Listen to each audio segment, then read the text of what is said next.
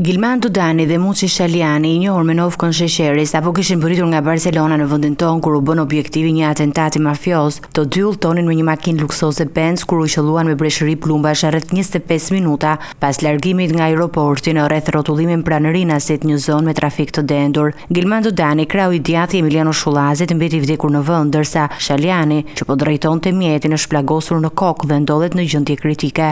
Sipas hetimeve paraprake, atentatorët përdorën një mjet të tip Toyota me targa greke dhe kanë ndjekur viktimën që nga aeroporti. Kur arritën pranë rrethit të Rinasit, ata hapën zjarr me Kalashnikov drejt të makinës së Benzit. Njëri prej tyre, i maskuar dhe me kapele, ju afrua dhe më pas automjetit dhe e qelloi me pistolet disa herë për të siguruar vrasjen e Danit. Pas atentatit, autorët u larguan me shpejtësi drejt fushkryes dhe ndaluan në fshatin Halil, kudo që në automjetin e përdorur në sulm pra një projë në zonë të pyllëzuar. Brenda makinës së djegur janë gjetur 4 armë që dyshohet se janë përdorur në atentat. Distanca mes vendit të ngjarjes dhe fshatit Halil është vetëm 14 kilometra dhe tregon profesionalizmin dhe planin e qartë të atentatorëve. Pamjet nga vendi i ngjarjes tregojnë një makinë të shkatruar nga plumbat, duke depërtuar deri tek xhamat e një hoteli aty pranë. Policia ka thyer xhamin e makinës për të nxjerrë Shalianin dhe trupin e Danit. Makina rezulton në pronësi të Elvis Kosovës, i njohur si visi grave. Pista kryesore e hetimeve lidhet me aktivitetin kriminal të Danit. Ai kishte një histori të gjatë me ngjarje kriminale që nga viti 2006 dhe i ka shpëtuar më parë 2 atentateve, një në 2011 dhe një tjetër në 2015. Në tetor 2024, Dani u lirua nga burgu pas një vendimi për liri me kusht, pasi kreu pjesën më të madhe të dënimit prej 12 vitesh për gjobvënje.